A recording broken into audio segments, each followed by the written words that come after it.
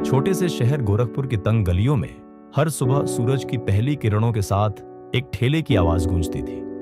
टमाटर ले लो, आलू ले लो।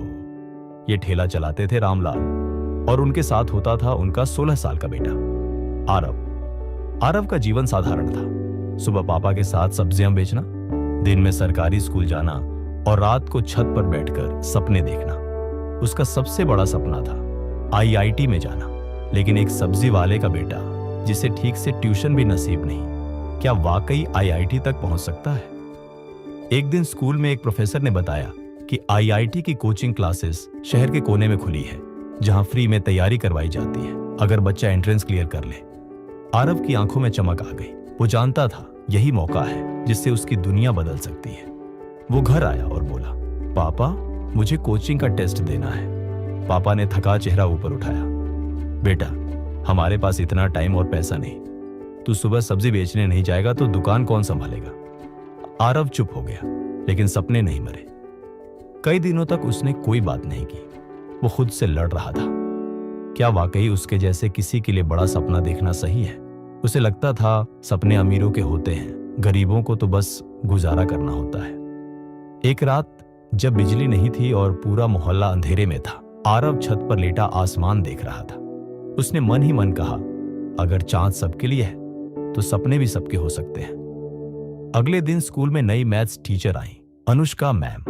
उन्होंने आरव की कॉपी देखकर कहा, तुम्हारा कॉन्सेप्ट बहुत क्लियर है। क्या तुमने कोचिंग के लिए अप्लाई किया? आरव ने सिर झुका लिया। घर की हालत ऐसी नहीं है मैम। अनुष्का मैम मुस्कुराई, तुम्हारी मेहनत देखकर मैं तुम्हें खुद गाइड करूंगी। शाम को लाइब्रेरी आ जाना। और यहीं से शुरू हुआ उसका असली सफर। लाइब्रेरी की लकड़ी की बेंच, पसीने से भीगी शर्ट और अधूरी नींद। लेकिन आरव डटा रहा। रोज सब्जी बेचने के बाद वो लाइब्रेरी में रात 9 बजे तक पढ़ता। शुरुआत में दिक्कत हुई, किताबें समझ नहीं आती, आंखें थक जाती। लेकिन वो खुद से बस एक बात कहता, अगर अब हार गया तो फिर कभी जीत नहीं पाऊंगा। 3 महीने बाद कोचिंग के एंट्रेंस का रिजल्ट आया। आरव सेलेक्ट हो गया था। उस दिन पहली बार उसके पापा की आंखों में आंसू थे, गर्व के आंसू। लेकिन चुनौतियां अभी खत्म नहीं हुई थी।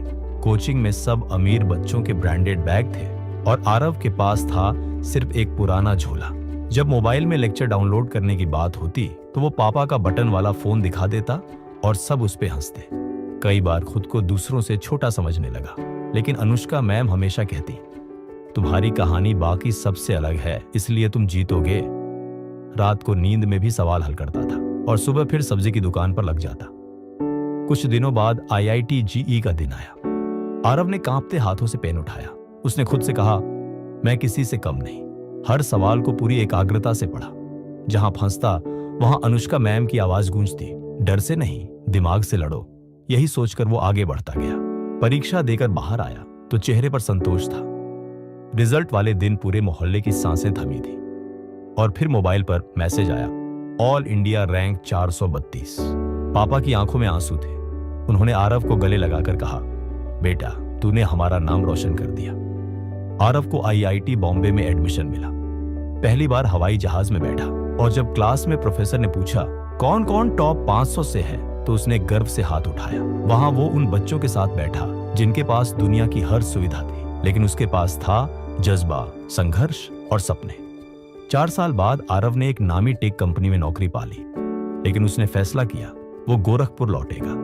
वहीं एक कोचिंग खोलकर उन बच्चों को पढ़ाएगा जिनके पास साधन नहीं पर सपना है। अब वो आरव नहीं, आरव सर बन चुका था।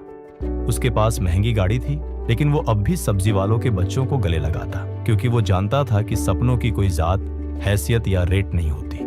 हर नए बैच में वो एक बात जरूर कहता, मैं ठेले वाले का बेटा हूं। अगर मैं कर सकता हूं तो तुम भी कर सकते हो, बस कभी हार मत मानना। अब आरव के पापा सुबह सब्जी नहीं बेचते। पूरा मोहल्ला कहता है, ये देखो हमारा लड़का जिसने गोरखपुर का नाम ऊंचा किया। आरव की कहानी इंटरनेट पर वायरल हो गई, the boy who never gave up. Moral, कभी हार मत मानो। हालात कितने भी मुश्किल क्यों ना हो, अगर सपना सच्चा है और इरादा मजबूत तो एक ठेले वाले का बेटा भी आईआईटी पहुंच सकता है।